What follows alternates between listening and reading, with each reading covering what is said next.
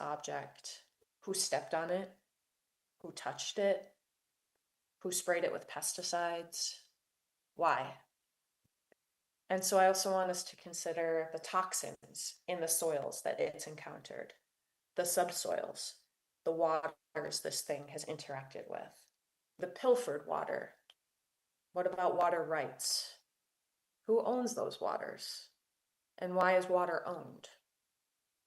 What about the Caterpillar, Volvo, and Hyundai excavation equipment that's tossing the earth nearby it around, scraping and scouring the dirt? Why? And for what gains? For whose gains, rather? Why was the stone heaved? Why are there those cracks in the road nearby?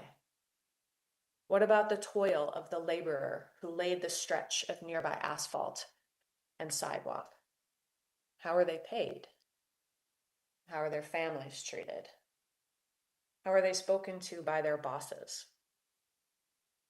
And so we can approach this, and maybe you're already starting to scribble a few notes down, but we can approach this temporally and scalarly, as fluidly as you desire. You can consider the immediate site of the object, right? Its neighborhood, its city. I desperately wish I was with you all in Cairo.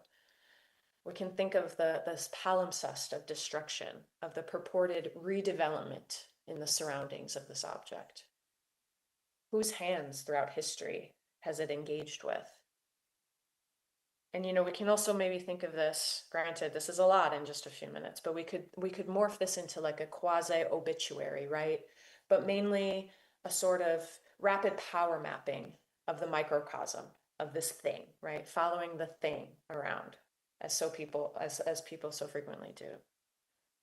And so, in your writing and your scribbling and throughout the rest of today, we can meditate on every and anything entangled in the pasts, present, futures of this thing in this brief interstice. And I know that this is a big ask, but as we're unearthing these histories and these archives, it's an ongoing, infinite process that, of course, isn't delimited by our conversation here today. And so, just in like the next minute or two, which granted might feel very rushed, for the sake of time, we'll just pause for maybe 2 minutes, 3 minutes, and I'll pop in from time to time. But I just want you to write as you're able, okay? And so I have a bit of a timer going, which just feels so obscene with some kind of exercise like this. But let's just have a go.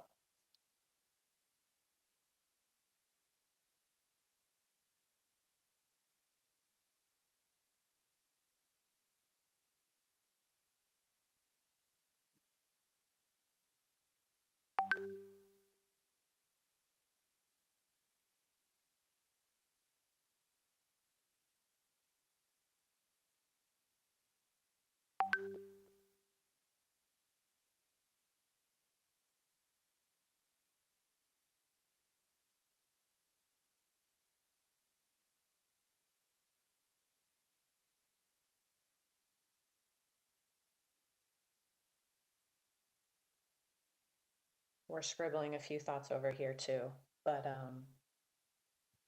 I don't want to continue to interject for everybody, but you can, even if those are just some questions or some provocations that you want to flag, and then we can revisit it a bit later on. We'll give it maybe about 1 or so good more minutes.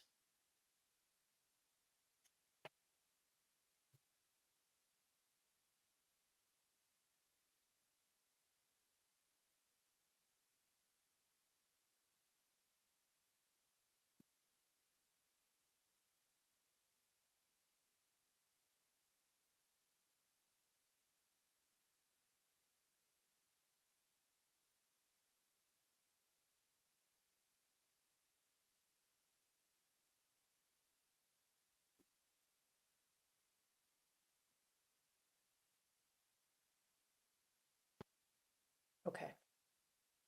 So again, putting ourselves up against a clock with some kind of rumination like this feels a bit obscene, if not perverse. But hopefully this can be something that we'll return to together a bit later, but also maybe a practice that we can carry with us for longer.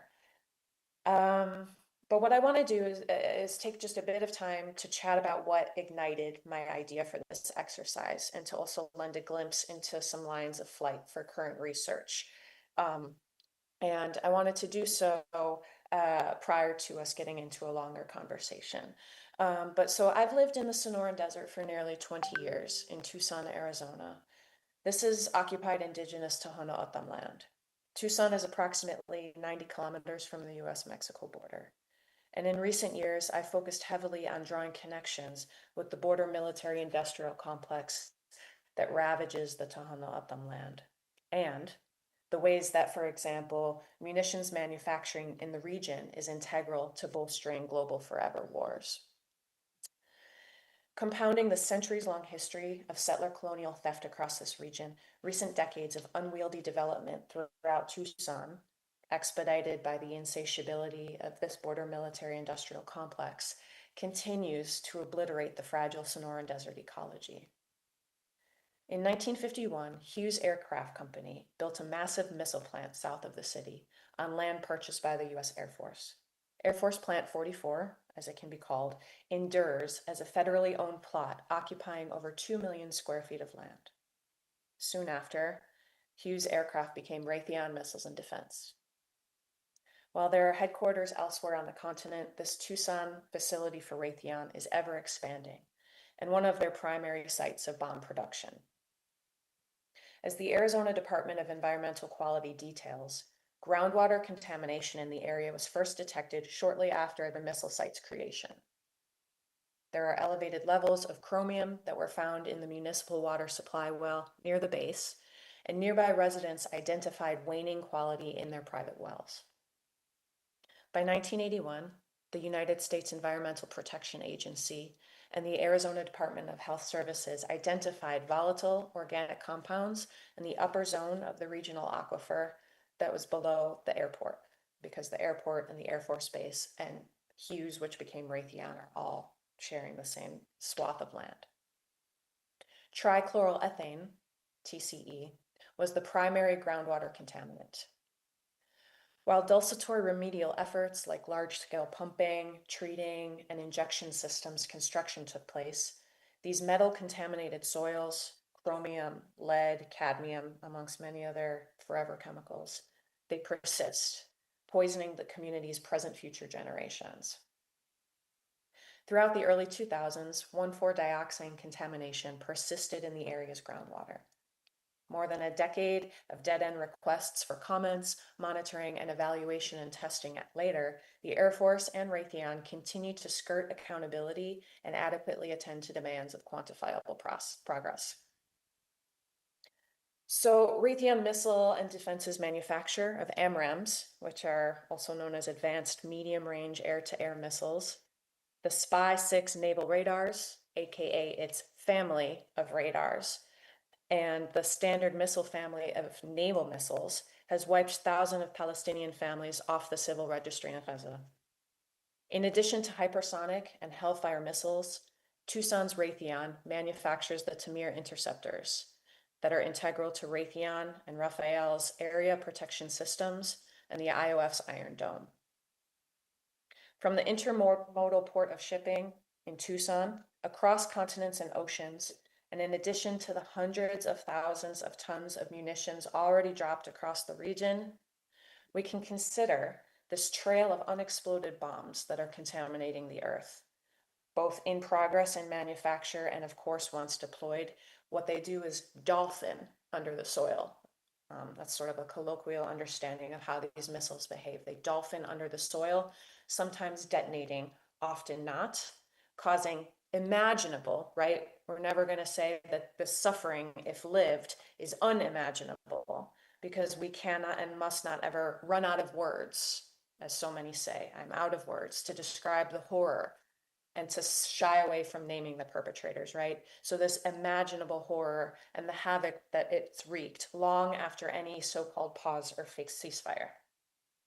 I should note and underscore that companies like Leonardo, Elbit Systems, Boeing, Lockheed Martin, Honeywell, and Oracle all have massive sites across southern Arizona as well. But that nuance of Raytheon aside, perhaps, my parents recently moved from Tucson, Arizona to Las Cruces, New Mexico. And their shift has encouraged my investigation into the products that are manufactured, the myriad forms of poisoning and plundering and walling in this part of the United States Southwest, which is adjacent to the Sonoran Desert. Here you can see Sonora, Mexico. This is the swath of the Sonoran Desert.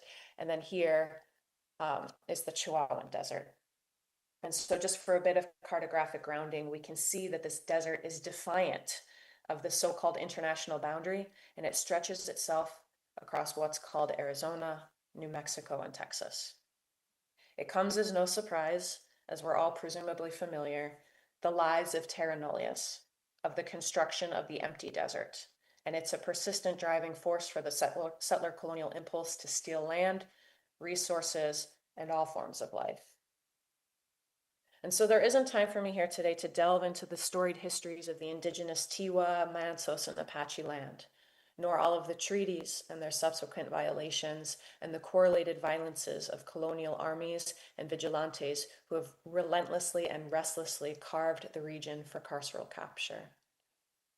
But what we can pick up on, at least just for today, as a through line through this very moment, is a lightning quick look at the Manhattan Project, which is otherwise known as the Trinity Test, which is otherwise known as the first detonation of a nuclear weapon, an implosion-designed plutonium bomb, also known as Gadget, right here on these lands.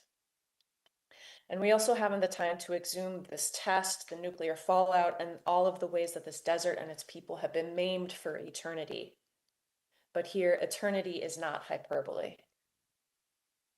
The Trinity Test on July 16th, 1945, took place along the Jornada del Muerto, or the Route of the Dead Man, as deemed by Spanish colonizers in 1598 during the colonizing mission of Juan de Onate.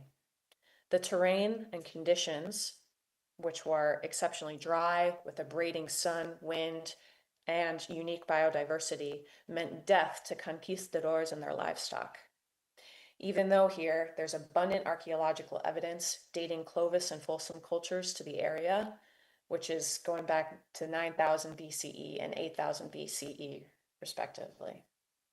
Potentially also, the oldest known human footprints on the continent were found in this area, carbon dated between 21,000 and 23,000 years ago, according to the US Geological Survey. And just if we're talking about geology here, I want to side note that I'm not an archaeologist, nor a geologist, or any scientist for that matter, really. But all of this understanding these archaeological traces, right, these footprints, these life prints, are integral to the bigger picture of imperial thievery and ruination that pulls as deep as the Pleistocene and Paleolithic periods. The Jornada del Muerto runs through the Tularosa Basin, which also includes expanses of gypsum white sand dunes and dried lakes that form selenite crystals. White Sands National Park, originally designated White Sands National Monument in January 1933 by President Hoover, and then since 1941, it's a park that's been completely surrounded by military installations of White Sands Missile Range and the Holloman Air Force Base. Entire infrastructures like hauled water, freshwater, warehouses, workshops, commissaries, roadways, generators, and more were built by the US military in pursuit of this Trinity detonation. The Alamogordo bombing range was renamed White Sands Proving Ground 2. After all of the surveys, the checklists by Oppenheimer, the Los Alamos lab, and all of the facilitating scientists at the likes of Harvard and Columbia University greenlit the preliminary tests and then this massive detonation. The Trinity device exploded with the energy equivalent to approximately 25 kilotons of TNT. The intensity of the explosion was likened to the brightness of 1,000 suns. It was visible more than 160 miles away, and the mushroom cloud reached nearly 8 miles in height. William Lawrence of the New York Times had been transferred temporarily to the Manhattan Project in early 1945. Groves had arranged for Lawrence to view significant events, including the Trinity and atomic bombing of Japan. Lawrence wrote press releases with the help of the Manhattan Project's public relations staff, and he later recalled, and I quote, "A loud cry filled the air. The little groups that hitherto had stood rooted to the earth like desert plants broke into dance, the rhythm of primitive man dancing at one of his fire festivals at the coming of spring," end quote. Lest we ever forget the New York war crimes. Now, conversations about downwinders, rather the communities affected by nuclear fallout, is perhaps for another day. But for today, we can consider how the desert sand, comprised largely of silica, melted across the landscape and formed trinitite. So we're going to talk about trinitite for a moment. And like I said, I'm not a geologist whatsoever, but trinitite, the green version of this material, is the most common variety of trinitite, characterized by its pale green and grayish green color. It formed when the silica-rich desert sand, primarily composed of quartz and feldspar, was superheated and fused by the atomic explosion. The green hue results from the presence of iron and other trace elements that were incorporated into the molten glass during formation. In addition to natural minerals, green trinitite often contains microscopic inclusions of bomb components like vaporized steel, copper, and actinides like uranium and plutonium, though its radioactivity has significantly diminished over time, they say.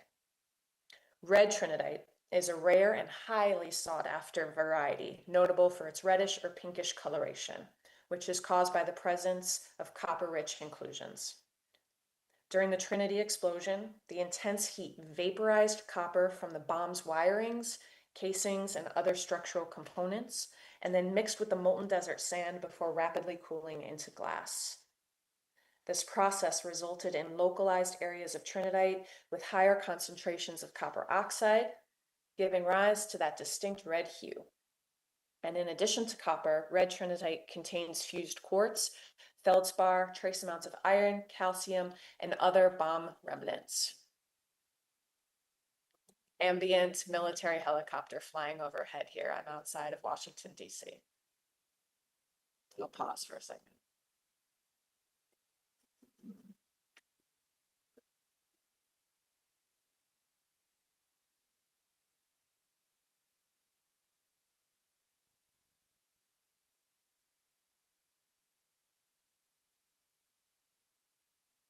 We can think about the banal, if not ambient, soundscapes of forever war. And we can think about, too, the idea of having and of collecting, these materials, right? We can think about the perversion here of something formed solely by life's world-ending processes of nuclear fission with the intent to slaughter the earth and its people as, quote, highly sought after by collectors. Obviously, we can connect this to any warmonger psychopathy, right? Who might, for example, also collect Nazi memorabilia, or how many battles that so-called won the West required the scalping and collection of indigenous heads, right? And the collection of bones that are still sitting, in so many museums today. Entire careers built off of so-called repatriation.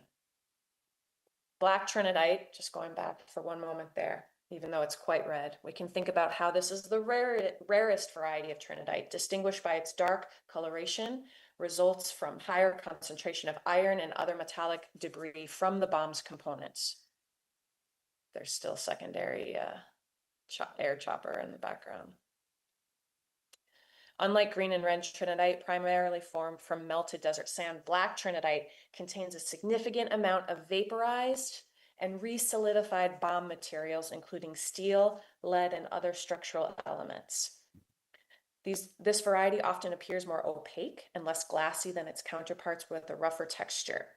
The presence of those heavier materials suggests that black trinitite formed in areas where the explosion's force was most intense, directly melting and fusing bomb debris with the surrounding sand. Its extreme rarity and direct connection to the bomb's physical remnants make it one of the most intriguing, as they say, and sought after forms of trinitite among collectors and researchers, right? To have, to take. While it was once significantly considered more radioactive due to residual fission products, they say that this residue has decayed over decades. Trinidite is no longer legally collectible from the site itself, right, from the Trinity detonation site, as the test area is under government protection. Removal of the material is considered theft of government property. However, specimens collected before those restrictions were enforced are still available by various dealers. So shifting from that material ever so slightly, in addition to the initial formation of trinidite,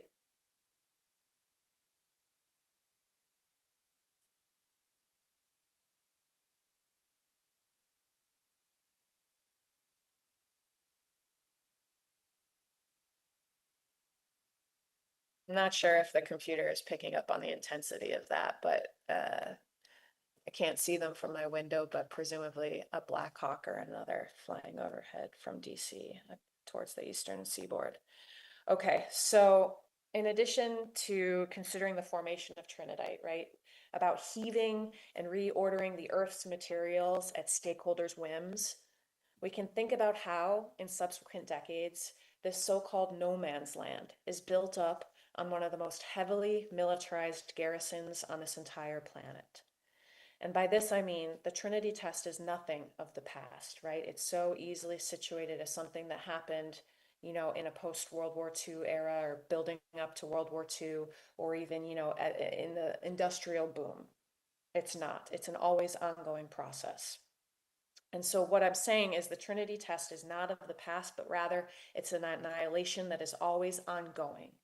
Because as these poisons endure in Trinidite, right, but in the soils and the watersheds and in the suburbia, right, the suburban sprawl of Las Cruces and El Paso that continues to leach outwards, the likes of Lockheed Martin, Raytheon, L3Harris, and scores more tech and defense giants who are contracted by the US military are testing these hypersonic missiles, these radar systems, and more at White Sands Missile Range.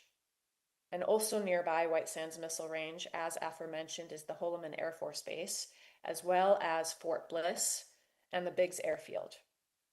Adjacent to Biggs Airfield is Camp East Montana, which is currently the United States' largest ICE concentration camp.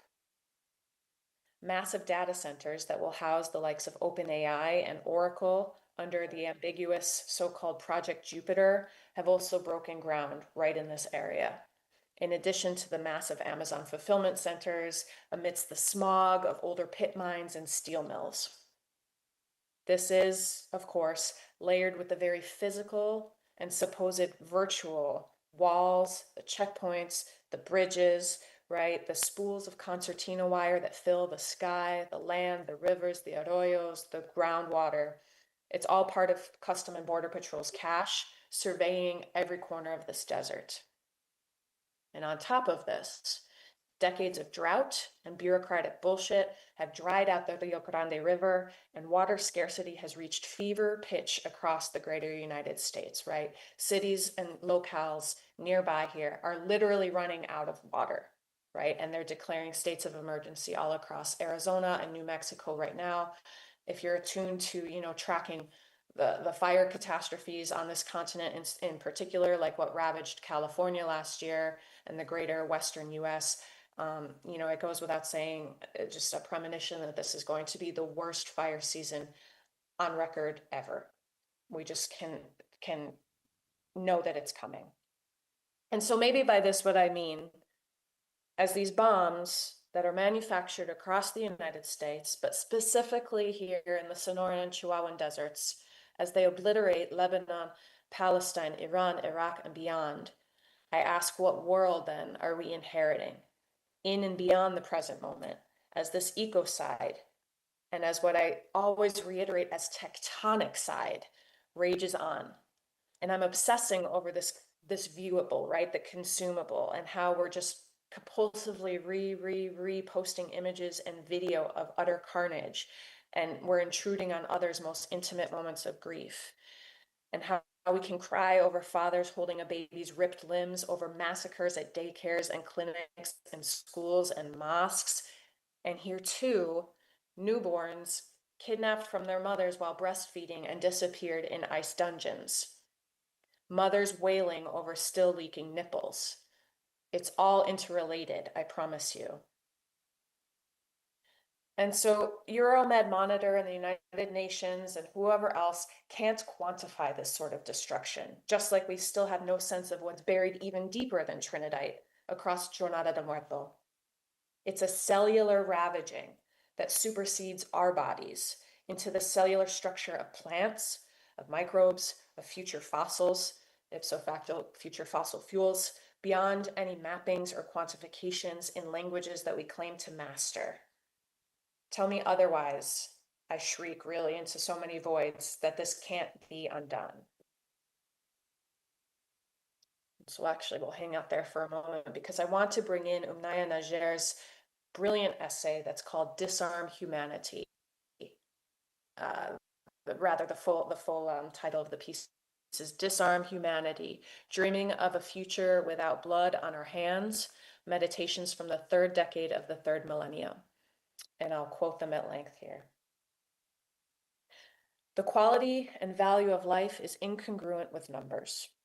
A number is essentially an abstraction processed in the occipital, temporal, and parietal cortex.